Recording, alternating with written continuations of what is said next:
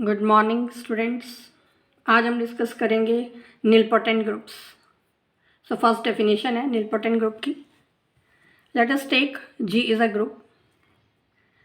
We say that G is nilpotent if G has a finite central series. So if a group has finite central series, then we say that it is nilpotent group.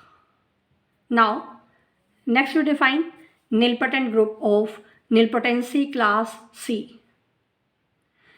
If G is a group, we say that G is nilpotent of nilpotency class C if the two conditions holds. First condition, G has a central series of length C, and second condition, this C is the least length among all the lengths of finite central series for this group G. Then we say that group is nilpotent of nilpotency class C. Let us see an example. For example, if we take the group identity, means trivial group, then this is nilpotent group of class 0. If we form a central series for this group, because the group G is identity, let us take G naught is equal to G, this is identity. Then because identity is normal subgroup of G here, so this series, that is a central series for the group G, and we can see the length of this series is 0. So we can say G is nilpotent of class 0. Now next there is important theorem. Nilpotent group has non-trivial center. So let us take G is a group which is nilpotent. ZZ denotes the center of this nilpotent group. We prove that center is not equal to identity. So we can say that center of nilpotent group is non-trivial. To prove this, because we are given the group G is nilpotent group, let us take C is the nilpotency class of G. So by definition, the group G has a central series of length C. So let us take the central series for the group G given by G is equal to G naught, contains G1, contains G2 and so on, contains GC is equal to identity. This is a central series for the group G. So by definition of central series, commutator of group G with the subgroup Gi, that will be contained in the subgroup Gi plus 1. And this is true for every I varying from 0 to C minus 1. Now because this condition is true for every I from 0 to C minus 1, so in particular, if we take I is equal to C minus 1, this condition becomes commutator of G with GC minus 1 is contained in GC. Now the subgroup GC, that is identity. So we have obtained commutator of G with GC minus 1, that is identity. It means if we take one element from the group G and one element from the group GC minus 1, then their commutator will be identity. So let us take X belongs to G and G belongs to GC minus 1. Then by using this condition, the commutator of X with G is identity, because this belongs to this group and this group is identity.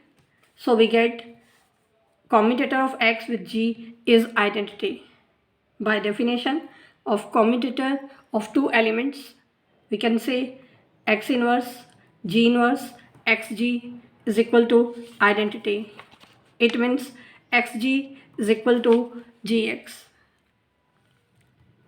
And this is true for every X belonging to G. So by definition, we can say that G belongs to the center of group G.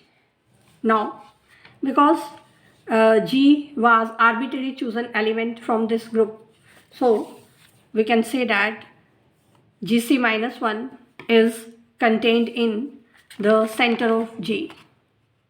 Now, because we are to show that the center of G is non-trivial, so we will show that GC minus 1 is not equal to identity.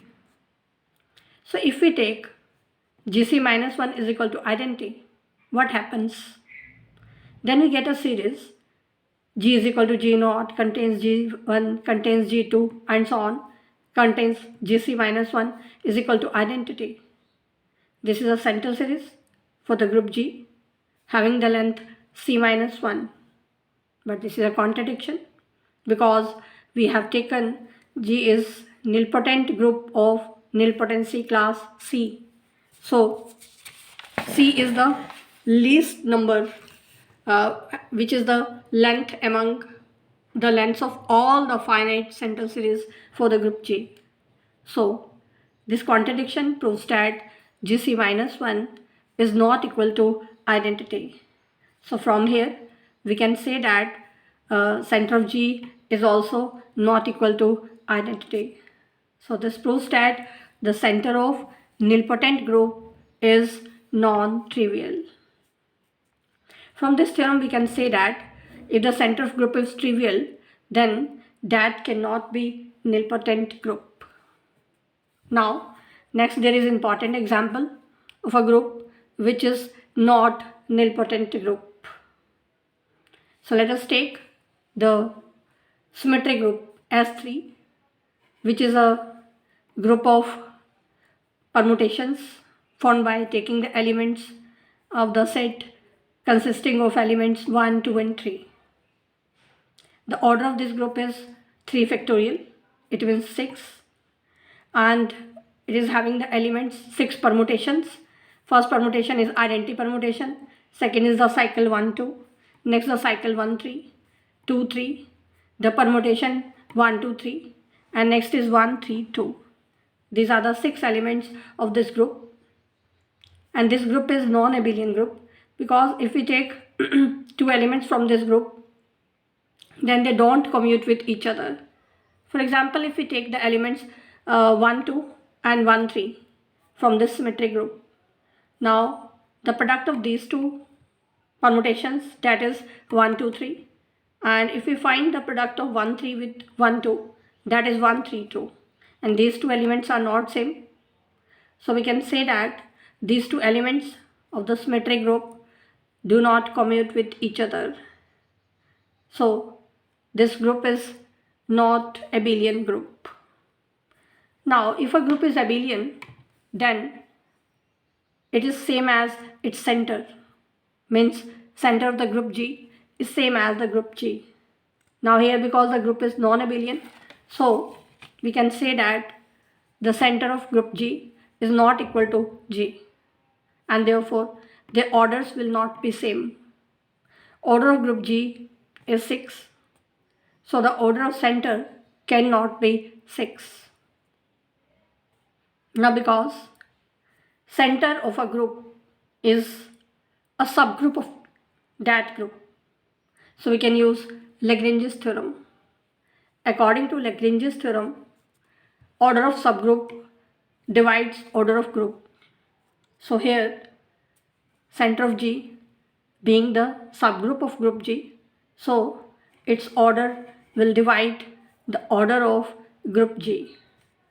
Order of group G is 6, so we can say that order of center divides 6. Now the divisors of 6 are 1 or 2, 3, 6. We already discussed order of center is not equal to 6. So we are left with possibilities 1, 2 or 3. Now if order of center is 2 or 3, what happens in that case? Let us find the order of the factor group G by ZG. By definition of order of factor group, this is given by order of G upon order of center. Order of G, that is 6. Order of center we have taken 2 or 3. So if we take order of center is 2, we get order of this factor group will be 3. And if we take order of center is 3, In that case, order of factor group will become 6 upon 3. It means 2. So in both cases, either order of center is 2 or order of center is 3. We get this group as a group of prime order, and a group of prime order is cyclic, and every cyclic group is abelian group. So if we take order of center as 2 or 3, in that case the quotient group becomes cyclic, and therefore the group G becomes an abelian group. But this is a contradiction, because we already discussed that the symmetric group S3, that is non-abelian. So order of center cannot be 2 or 3. So we are left only with one possibility. It means order of center will be 1. And if order of a group is 1, then the group becomes identity. So we can say that the center of the group G is trivial. And we already discussed, if the center of a group is trivial, that cannot be nilpotent group, because a nilpotent group always has non-trivial center. So this is an example of a group which is not nilpotent group. Now our next example is to show that every abelian group is nilpotent group. So we are given a group which is abelian group. We have to show that this group is nilpotent group. So we will find a finite central series for this group. So let us take G is equal to G0 and G1 is equal to identity. Now because G contains identity, so we can form the series G is equal to G0 contains G1 is equal to identity. Now we show that this series is a central series for the group G. So first condition for the central series is that each Gi should be normal subgroup of G. Now because identity is normal subgroup of G, so we have proved G1 is normal subgroup of G. Now let us consider the factor group G0 by G1. Because G1 is identity, so this factor group is isomorphic to G, and G is given to be abelian. So this factor group G0 by G1 is abelian. And we know that if a group is abelian, then its center is same as the group itself. So we can say that center of the factor group G0 by G1 is same as the group G0 by G1. So we can say that the factor group G0 by G1, that is contained in the center of G0 by G1. G0 is Z, so this will become center of G by G1. So this is the second condition of the central series. So both conditions are satisfied. So we can say that the series given by the equation 1, that is a central series for the group G. And if we get a finite central series for a group, then the group becomes nilpotent group. So we can say that G is nilpotent group. So this proves that every abelian group is nilpotent.